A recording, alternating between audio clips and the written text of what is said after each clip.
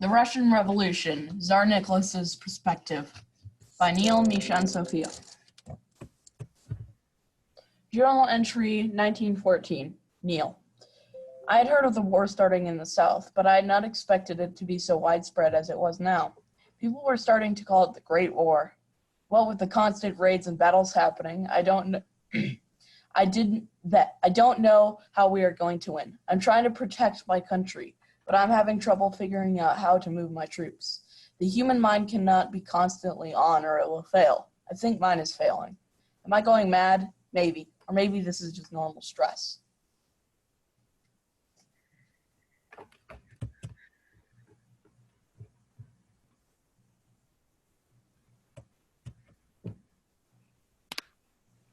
Journal entry, 1915. I am away from my family in St. Petersburg. The chaos of life seems to prickle, as does my mind, and once again I find myself questioning my worthiness to sit on the throne. I have left the city to clear the torrent of rain that currently slashes at my brain like a saber. Why, O great being who sits in the heavens, have you given me this burden of uncertainty?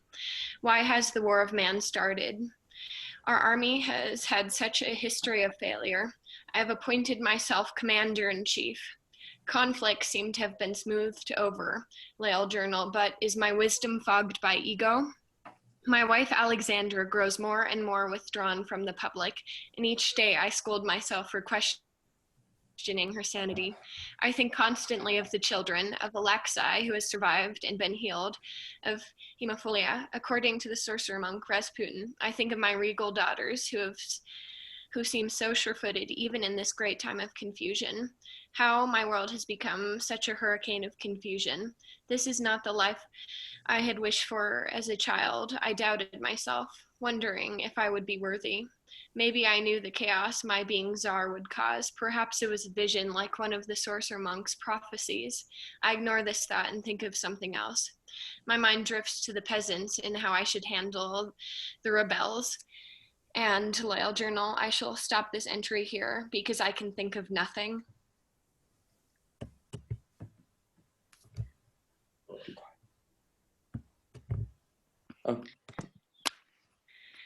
Rasputin. Rasputin was an unsuccessful monk who gained the trust of Alexandra, Tsar Nicholas's wife, after he supposedly healed her sickly son. He was renowned for being a sorcerer and had a history of prophecies that were proven correct. He was the person who, in fact, prophesied the death of the Tsar and his family. His enemies invited Rasputin to the palace for wine and cakes. The cakes were laced with cyanide, which seemed to have no effect on him.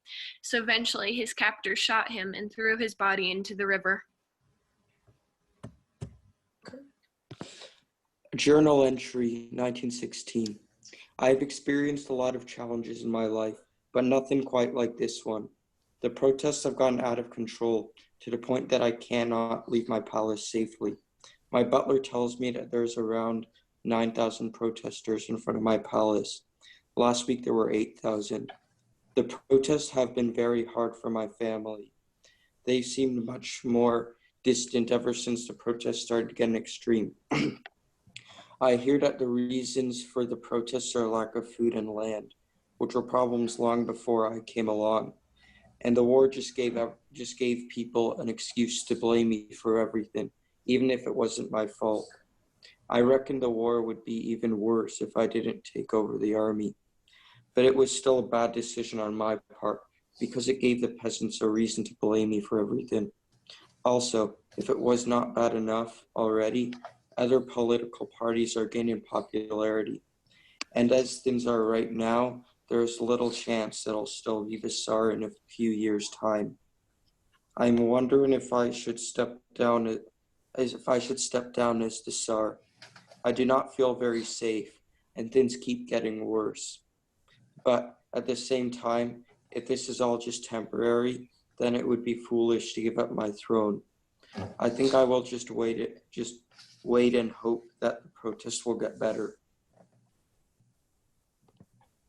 This picture.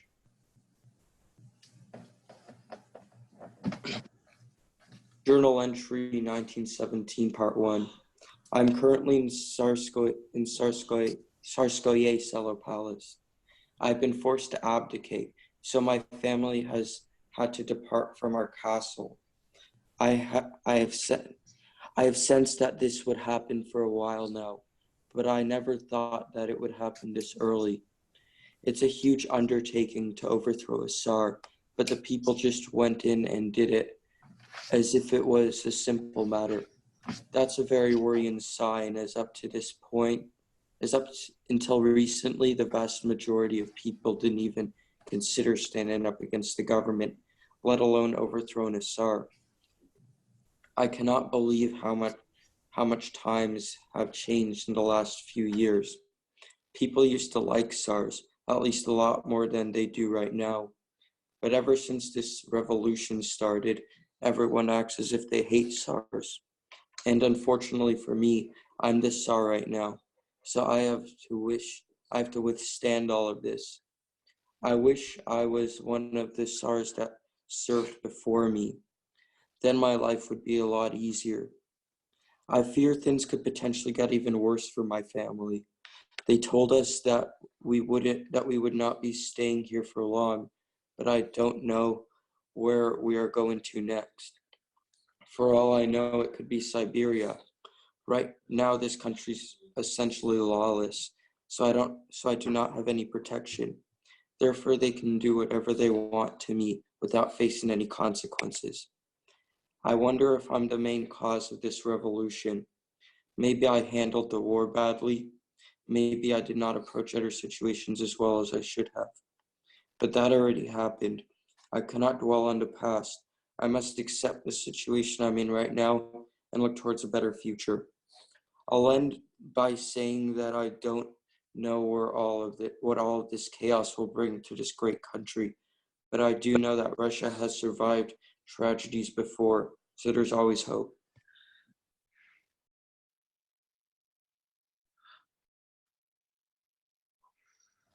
Journal entry 1917, part 2. Neil. As I watch the sunset, I think of my future and my hope. The only thing keeping me back is lack of hope. Although there is hope for Russia, there may not be hope left for me and my rule. I mean, I've already been kicked out of my palace, and no one expected this to happen so soon. Like I said, it's a big job to overthrow a czar, and I truly hope that the next czar is a good fit for Russia. Most men are power hungry, and I hope the next czar won't destroy this country.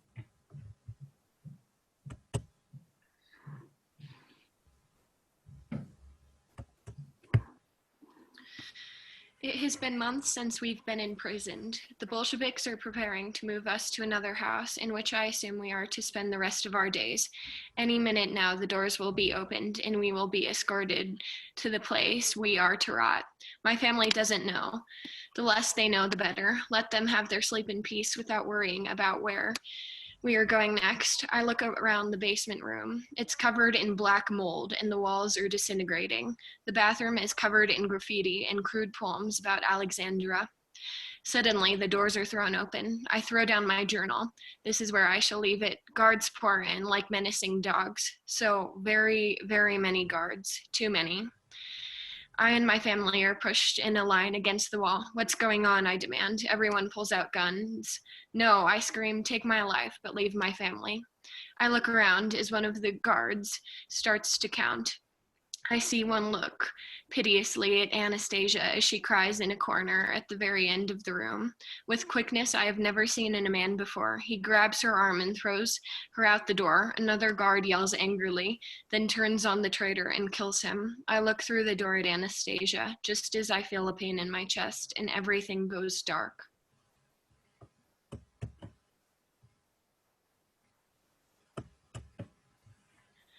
The end.